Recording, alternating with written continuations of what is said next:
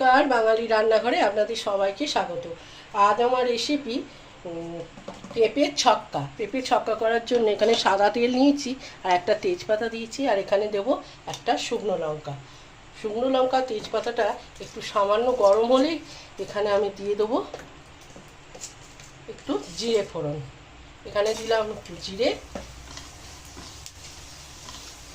এবার আমি এখানে যেটা দেবো সেটা হচ্ছে অল্প একটু হিং দেবো।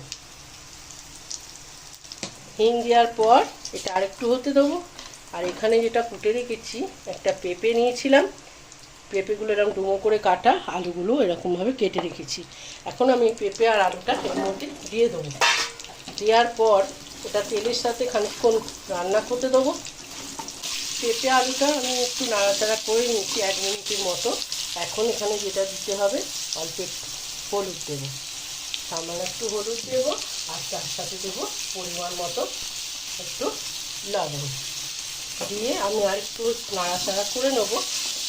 করে নিয়ে এতে আমি দিয়ে দেবো এখন জল।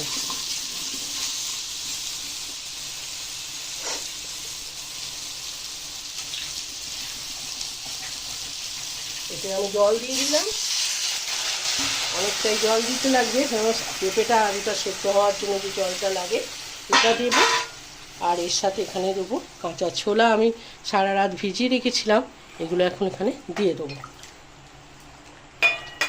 দেওয়ার পর যেটা দিতে হবে, এটা যেহেতু নিরামিষ পেঁপের ছক্কা, এখানে একটু মিষ্টি দিতে হয়, এই জন্য আমি সামান্য একটু চিনি ব্যবহার করলাম।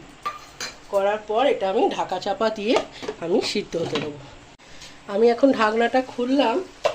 আমার পেঁপের ছক্কা সম্পূর্ণ রেডি। এখন যেটা দেব, এখানে একটু মশলা শুকনো খোলায় নেড়ে রেখেছিলাম, ধনে, জিরে, গরম মশলা, শুকনো লঙ্কা, তেজপাতা। এখন এটা আমি এখানে দিয়ে দিলাম, আর দেব সামান্য অল্প একটু ঘি দেব। সম্পূর্ণ রেডি হয়ে গেছে পেঁপের ছক্কা।